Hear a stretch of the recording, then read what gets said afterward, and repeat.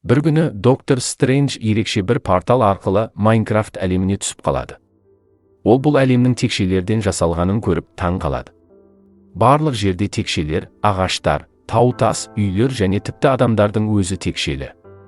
Доктор Стрэндж бұл әлемде өз миссиясын орындау керек екенін түсінеді. Өйткені оның басты жауы, демон Дормамму, бұл әлемге де қауіп төндіріп отыр. Доктор Стрэндж Майнкрафт ауылында оянып, айналасында жүрген текше кейіпкерлерді көреді.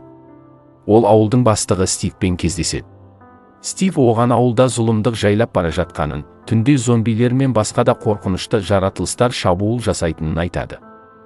Доктор Стрэндж Дормамму бұл шабуылдардың артында тұрғанын сезеді және оның жоспарын тоқтату керек екенін біледі. Доктор Стрэндж өзінің сиқырлы күштерін пайдаланып, ауылды қорғауға көмектеседі. Ол өзінің сиқырлы қалқанын пайдаланып, ауылды қорғайды. Ауыл тұрғындары оған ризашылықтарын білдіреді және оған Дормамму туралы көбірек ақпарат береді. Олар Дормаммуның қараңғы мұнарада тұратынын айтады. Ол мұнара ауылдан алыс емес үлкен таудың шыңында орналасқан. Доктор Стрэндж өзінің сиқырлы мантиясын киіп, мұнараға қарай жолға шығады.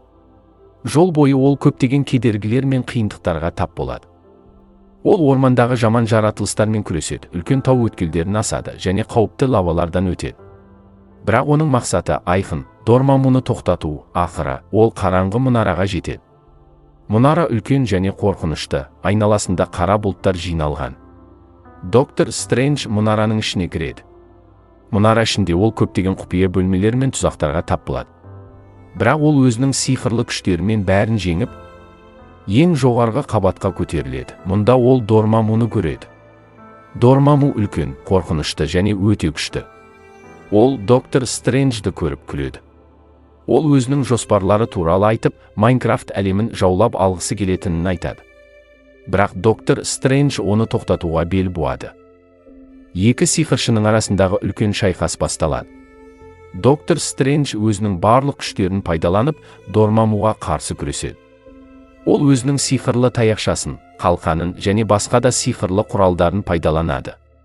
Шайқас өте ұзақ және қиын болады. Ақыры, доктор Стрэндж өзінің күшті сиқырмен Дормаммуны жеңеді.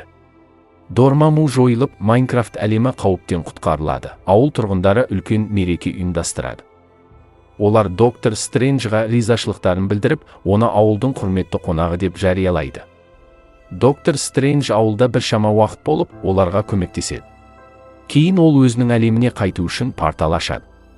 Ол ауыл тұрғындарына қоштасып, өз жолымен кетеді. Доктор Стрэндж өзінің миссиясын орындағанына қуанышты.